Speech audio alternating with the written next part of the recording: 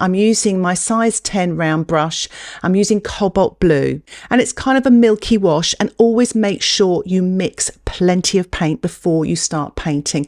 This is some cerulean, and I'm adding more water to it because it's going to be for the distant sky. And what I'm doing now is I'm mixing up some cobalt blue with a touch of cadmium red to make some cloud shadow colour. And that's going to be a milky wash as well, so slightly thicker than the watery wash, to create some stronger shadow colours. So I'm using my large flat 1-inch brush now, and I'm wetting the paper. So always do this after you mix your colours. Otherwise, if you do this first, it's dry by the time you finish mixing your colours. So I'm starting off with my size 10 brush and with the cobalt blue, painting wet into wet. And I'm pretty much sort of looking at that photograph and trying to kind of get the look of that sky. It doesn't have to be the same, but just similar, and it's guiding me. So I've just touched a little bit more cobalt blue there just to make it slightly stronger. So the colours at the top of your painting here should be stronger in tonal value, and they get lighter as they go towards the horizon because that's miles away, so it looks paler. And that's what I'm trying to achieve here. Also, the clouds are bigger, so those shapes at the top are much bigger, and as I paint the marks or shapes in the distance using negative painting, so I'm actually painting the blue sky around the clouds, they get smaller. So I'm using the cerulean to paint that distant sky because that's that paler colour. This is the cloud shadow colour, so it's the red with the cobalt blue, and I'm painting this damp into damp. So the paper isn't as wet now, so it's not running as much, and I don't want this cloud shadow colour to run too much because I still want the white at the top of the clouds there. So this makes the clouds look really fluffy with the shadows underneath. And as I go into the distance, I'm using the tip of my brush more than the whole of the brush to paint the smaller clouds. And I'm just painting a little bit more cloud shadow at the top there, touch to the right, tickling that paint through. And I'm just going to dilute my brush, take the excess water off, and just sort of pale that distant sky there, blending it over the top of the distant fields there, really making everything almost disappear. It really does create depth, this. And I'm just lifting off some of the paint there just to make sure I've got some lovely light at the top of those clouds as well. So I'm mixing up here a little bit of phthalo blue, very watery. And I'm adding a tiny little bit of the cadmium red there, so it's a very sort of grey colour, and I'm just layering this very thin wash over the distant fields there, distant hills. And what I'm doing now is I'm rinsing my brush. I'm going to get a tiny speck of yellow into that blue, so it's about 80% blue, 20% yellow, painting this blue-green sort of very transparent wash over that sort of grey sky there, wet into wet. Adding a touch more yellow now with a little bit more of the blue, so slightly creamier colour. Not too creamy, still quite watery, and dropping this in wet into wet, so it's still kind of a blue-green wash, and the blue will create distance. Blue colours recede, warmer colours come forward. So I'm starting off now with ultramarine with a little bit of quinacridone gold, about 70% ultramarine, so still kind of a blue-green wash. Ultramarine's slightly a warmer colour, and I'll put a link in the description below all about using and mixing warm and cool colours. But it's good to know in landscape painting which ones will help your painting to create depth. So ultramarine has a little bit more red in it, so it kind of comes forward. And as you saw there, I've added some more yellow, yellow being sort of more of a warmer colour, and it will start to bring the fields now in the middle ground here forward. And what I'm doing now is adding more yellow, a touch of burnt sienna, more ultramarine, so it's a really sort of strong, bold, warm green. That burnt sienna is a lovely sort of warm mid-brown. And I'm painting using my size 12 brush, nice big brush, the foreground. I even added a touch more burnt sienna there. So it's a really rich, warm green. So it's a blue mixed with two warm colours, the yellow and the brown. Because what we're doing is we're working on a 2D surface to create a 3D illusion. So I'm mixing up a little bit more of the phthalo blue with a touch of cadmium yellow, slightly creamier. Taken the excess off, as you saw on my paper towel. I'm painting damp into wet here, just using the tip of my brush to paint these smaller, paler trees in the distance. I'm painting with my size 4 round brush. This is a little bit more of the phthalo blue, even slightly thicker with a pinch of that yellow. Taking the excess off again and painting a little bit more damp into wet here, just some darker marks. So you've got some paler, sort of smaller trees, and then slightly darker in this cool blue green, and just sort of, you know, kind of using my imagination really here and just painting some of these small bushes and trees. This is some ultramarine, and I've used a little bit of that blue green there, and I'm just sort of adding this as well, damp into damp pretty much here, just darkening up some of those trees here and there. Watercolour does dry paler, so you almost have to compensate for that. So I'm just painting some really, really small marks just on top of the hill here, and it's pretty much damp into wet. They're a little bit paler, and I've watered down the colour a bit more so they don't come forward as much. So they really look like they're way off in the distance. The marks are smaller and the tonal value is a lot paler, and of course the colour is cooler and those cool colours recede. So I've added a little bit more yellow to the phthalo blue here, so it's actually looking a little bit more green.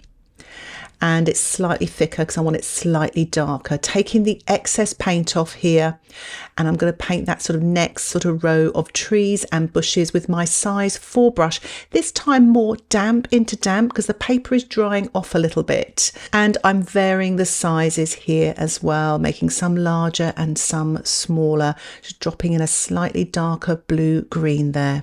I'm mixing up a creamier colour here. This is ultramarine and quinacridone gold. Taking the excess paint off on the paper towel and painting damp into damp. It's almost dry, the paper actually, so I've got a nice sort of dry brush effect as well.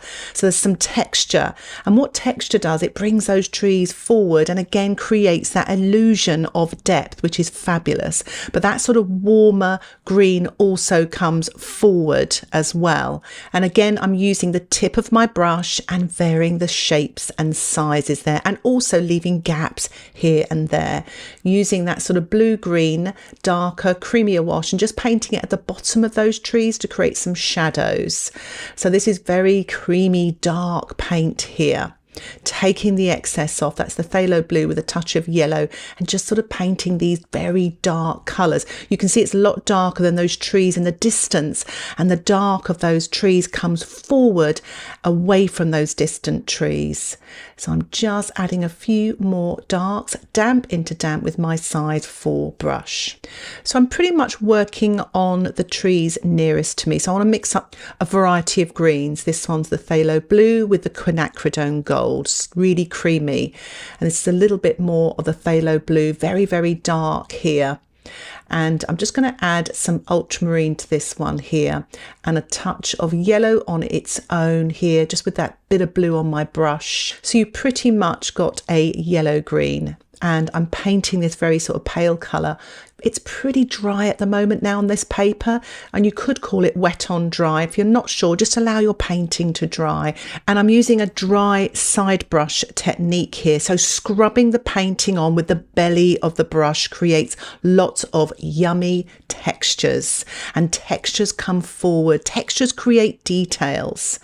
So I've just added some quinacridone gold to that colour as well. Damp into damp, still using my size 4 brush with that luscious dark green, so that's more blue and less yellow, and giving a little bit of the side brush, dry brush there to create some textures, varying the sort of height and the gaps between them. Here on the trees on the right, as you can see, again I'm using the belly of the brush to apply the paint to create texture, plus the paint doesn't run as much for that dark shadow colour.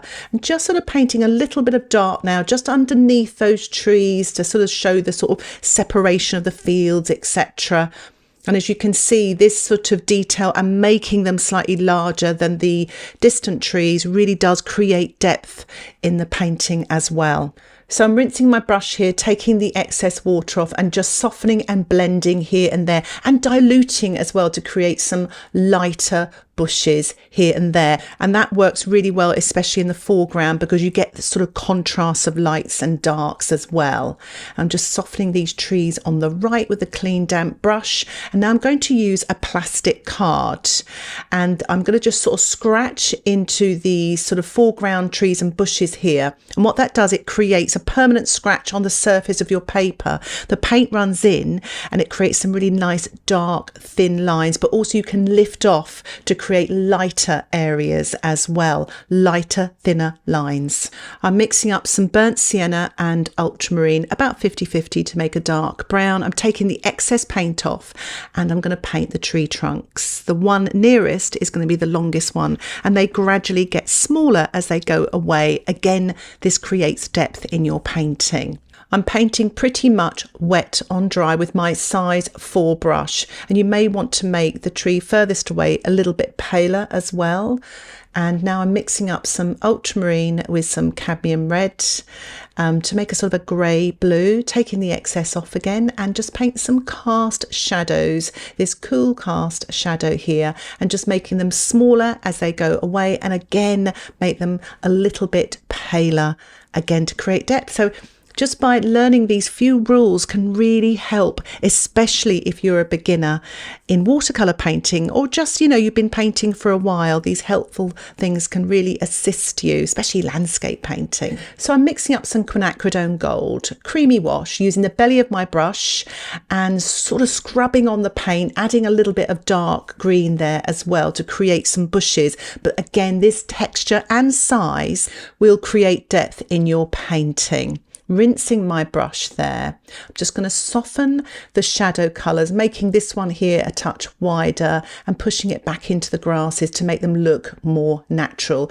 Remember, when you're doing stuff like this, keep rinsing the brush, taking the excess water off, make sure your brush is clean. I'm going to paint a few grasses in the foreground, just using that sort of mid to dark green there, using my size 4 brush, painting pretty much wet on dry. Some of the grasses here right in the foreground, varying the heights. I'm just adding a touch of the green to those shadows as well. And I'm lifting off with my plastic card to create some details and texture here in between these sort of bushes and trees. And I'm just painting a few darks here using ultramarine with a touch of the burnt sienna on the right hand side. And I've just rinsed my brush. I'm just softening that dark here. So there's some really strong darks right in the foreground there. And I'm painting a few more darker grasses. Rinsing my brush, I just want to make a little puddle and I'm spattering some paint. This will create detail and texture. And do remember to mask out your sky. I didn't. You may get some paint spots there otherwise. I'm mixing up some of the cadmium yellow here. I'm just going to spatter some of that yellow on the sort of left-hand side of the tree to create some lighter textures, a little bit on the grasses as well. I did remember to sort of mask out the sky with my hand. And I'm going to finish off now with this mid-green here with some side brush, dry brush on the dry paper with my size 10 brush to represent some cloud shadows there on the ground. And here is the finished painting. I've removed the washi tape, just going to give you a close up there, and I'm really pleased with it. It does look more 3D. Those trees do look far away. If you like this tutorial, why not think about joining my Patreon membership? You will get access to exclusive tutorials and ad-free extended tutorials. Just see the description below. Thank you so much for watching. Happy painting. Bye for now.